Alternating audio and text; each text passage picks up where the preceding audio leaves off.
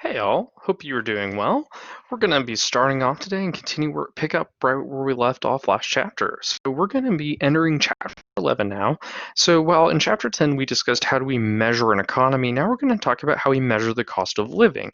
So now we're looking at how do we measure how prices impact the ability of households to afford to meet ends and make ends meet. And in a lot of ways, there's actually a lot of overlap between this and the GDP, and it kind of makes sense, right? Because GDP is how much we're spending overall in the economy. Well, measuring the cost of living is measuring how much do you need to spend to have that quality of living. So let's just jump right into it. Kind of a funny story to begin with. In 1931, height of the Great Depression, Babe Ruth was paid $80,000 by the New York Yankees, and that was more than President Hoover's $75,000 a year. When asked about it, Babe Ruth's response was, "I had a better year," which, to be fair, he absolutely did. But what does this mean in today's money? Babe Ruth is paid roughly in line with a typical Yankees player today, a fairly average player today, while Hoover is paid remarkably higher than Presidents Obama and Trump. Why? Note, beware the crazy question marks. Let's start off with understanding the tools required, and we'll come back and revisit that question of why Babe Ruth is paid equivalently to other Yankee players, but Hoover, with a $75,000 salary, paid remarkably higher than Presidents Obama and Trump were. So the Consumer Price Index is the main tool we're interested in evaluating the cost of the cost of living. And it's a measure of the overall cost of goods and services bought by a typical consumer. So, how do you calculate it? Well, the first is that you fix a basket. And this is basically a determination of the set of goods which are most important to consumers and what those goods' prices are. For example, the classics here are bread, milk, and eggs. These are two items that are letting you, or these are two items that typically every family buys to some proportion, and they're considered staples. So, being able to afford these items and their price fluctuations, along with things such as gas, these are things that will allow us to understand what is the cost of living and interacting in the American economy. With that, the question is once you've determined what goods are in your basket and you determine how much of those goods are bought, so does a family go through one loaf of bread a week, 2 gallons of milk, or do they go through 4 eggs in a month, 2 loaves of bread? How much are we going through? Once you have that, find the price of that basket today. So then what we're talking about is we're looking at, okay, now we go and find and identify the price of our bread. We go and we identify the price of our milk and the price of our eggs. And once we have that price and the quantity of the bread, the milk, and the eggs, and all the other goods we want in it, we can calculate that basket's cost. And so all this simply is we do some good A, so like say bread, times bread's price in the present year, times how much of that bread we typically buy. So for example, say that you buy 2 loaves of bread a month, bread cost $3 a loaf, and that's in the current present year. You add that up together, that tells you how much bread you buy, and then you do the same thing for eggs, and then you do the same thing for milk, then you do the same thing for gas. And when you add up all those items, that tells you the value of your basket. And then we do something similar to what we did regarding GDP. We choose a base year. What year are the prices a stable reflection of what's going on? So again, I think our base year currently is 2005, and that we try to find a good economic year to reference. For example, 2020 is a crazy year, right? We have so much going on. So it makes sense to pick a year where things are stable and give us an accurate reflection of what we think these prices should look like. And then we compute everything again using the prices of each good in this year. So for example, we go back and we'd say, what was the price of bread in 2005? What was the price of eggs in 2005? What was the price of gas in 2005? Add up all this together, and now we have our price of basket of good in 2005. Now, interestingly enough, right, you can already be like, wait, so the prices can change and they can move downward, right? Because yeah, gas is cheaper today than it was in 2005. So that we'll get into some of these complications with CPI in a moment. But to calculate the consumer price index, what we do is it's the price of basket of goods in the current year. So the price of our eggs, our milk, and our bread today over the price of the basket of goods in the base year times 100. So the price of the baskets of goods in the base year is the same eggs, bread, and milk now purchased at the price in 2005. In a lot of ways, you can already see this looks exactly what we talked about with GDP deflator. We'll talk about those differences in a moment. So how does this actually look? Simply put, here's an example of soccer balls, shoes, and concert tickets. And notice that the price of a soccer ball is $10, it's $50, and $100. And 2016 is the base year in our example. Notice that the quantity of soccer balls is 100, the shoes are 40, and the concert tickets are 20. In 2017 and 2018, inflation shows us having a price rise in all these categories. So we moved from $10 to $15 in 2017 and $15 to $18 in 2018. And then for shoes, we moved from $50 to $52 in 2017 and $52 to $56 in 2018. And then in concert tickets, we do $100 in the base year, and we moved to $104 in 2017 and $110 in 2018. So to calculate the base year fixed basket costs, notice that we have the same quantity in every year. So we expect, like, there's no reason a family of four all of a sudden is just like, I want 4 loaves of bread instead of 2 loaves of bread. Those things we consider fairly constant. So just to calculate the cost of the basket of goods for 2016 would be 10 times 100 plus 50 times 40 plus 100 times 20 equals 5,000. That's the cost of a basket of goods for 2016. And then for 2017, the cost of the basket is 15 times 100 plus 52 times 40 plus 104 times 20. Again, gets us 5,660, and that tells us the cost of this basket of goods in 2017. Now, to calculate the consumer price index, what we would do, right, is as we saw on the earlier slide, it's the price of the basket of goods in the current year over the price of the basket of goods in base year times 100. So we will do 5,660 over 5,000 times 100, and that gives us our CPI for this year. Another example, let's go back and revisit our hot dogs and our hamburgers. We do the exact same process. $1 per hot dog times 4 hot dogs plus $2 per hamburger times 2 hamburgers equals $8 per basket. 2020, same calculation, $14 per basket. 2021, same calculation, $20 per basket. And pick the base year as 2019. Notice that again, the base year, its CPI is again 100. Now, why is that? Well, again, because it's the base year, that means we're using its prices for every other year, and we're using its prices again for its year. So that means if we have the same numbers, it comes out to the exact same calculation. So 1 times 4 plus 2 times 2 equals 8, whether it's real or nominal, because this is the CPI, like this is the base year, and the base year's prices remain the same. But notice that as we swap out and we do this, the calculation of the baskets for the current year over the cost of the basket in the base year, 14 over 8 times 100, we get a CPI 175. 20 over 8 times 100, we get a CPI 250. That's telling us that there's a lot of inflation here. And in fact, we can calculate this inflation between years by simply finding the difference between the CPI for any 2 years over 100 times 100. So in this case, 2020, it is 175 minus 100 over 100 times 100 equals 75%. Now, you might go, wait, notice that the CPI minus 100 and the difference, well, that just equals the inflation rate.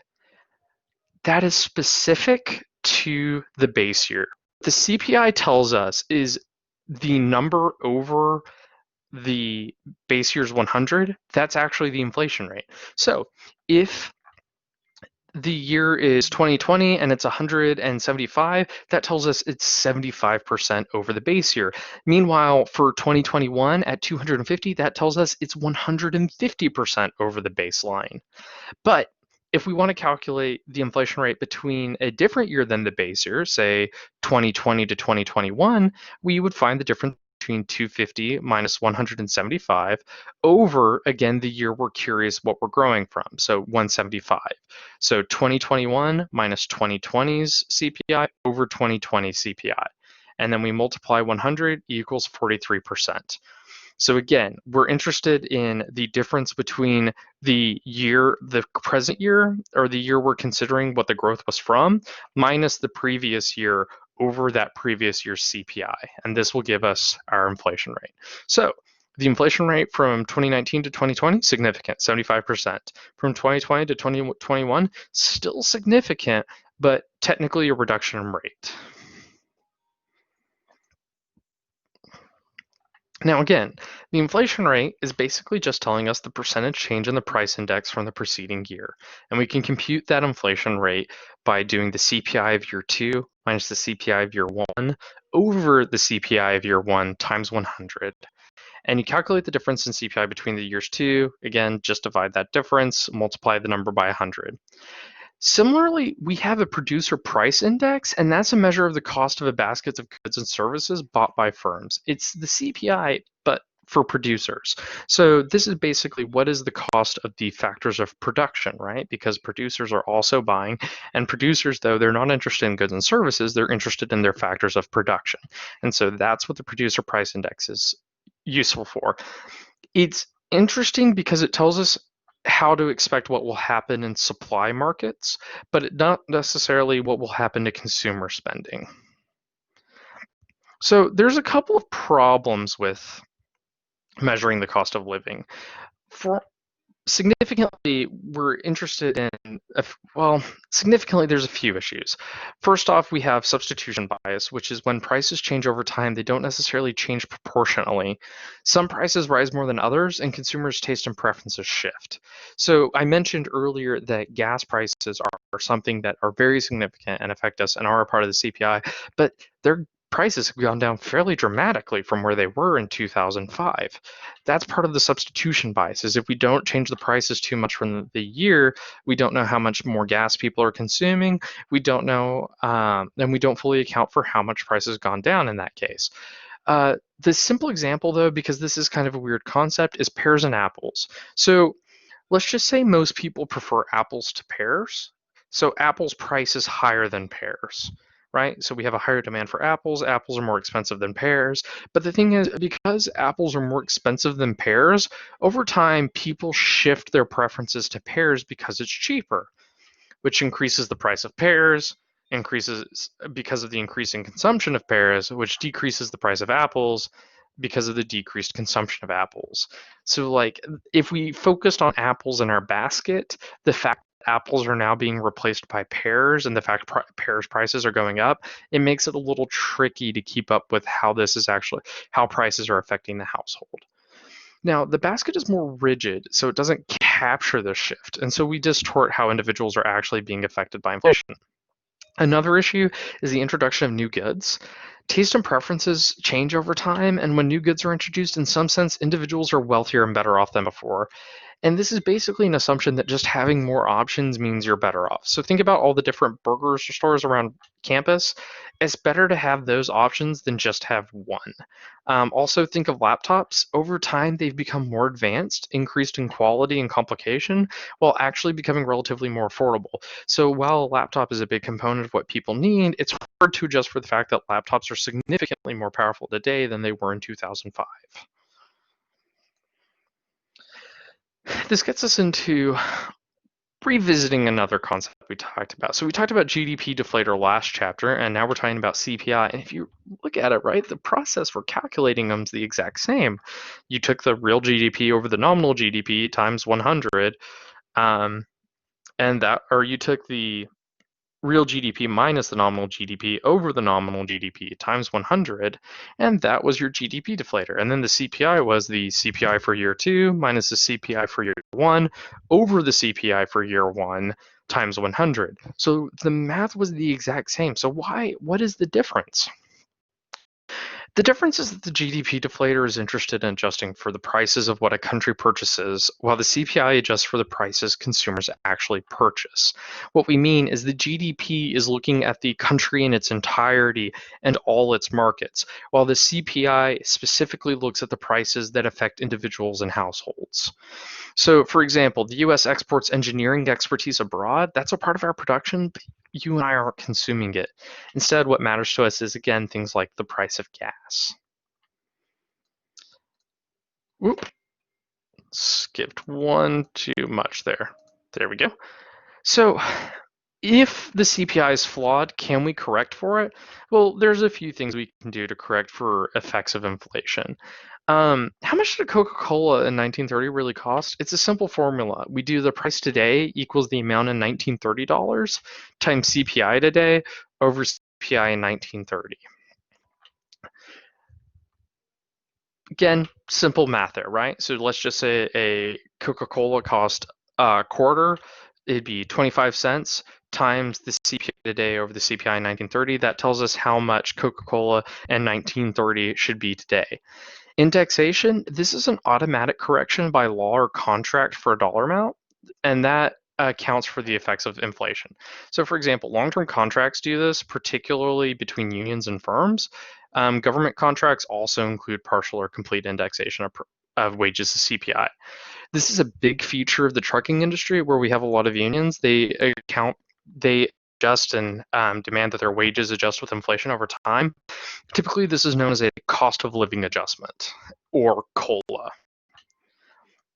Now, we also have real and nominal interest rates. This is also a simple calculation. The real interest rate is simply, well, let's talk about first the nominal interest rate. The interest rate is the cost of accessing your future income, and that's the easiest way I can think of to think about it. In reality, it's basically the price you pay to have a loan. So you get a loan, which is in a way accessing your future income, and then you pay it off, and you pay interest on that loan because this is, again, the price you're paying to access your future income. The nominal interest rate is just the interest rate at face value. The real interest rate, however, this is the interest rate corrected for the effects of inflation. It's a super easy calculation. So all real interest rate is it's your nominal interest rate minus the inflation rate.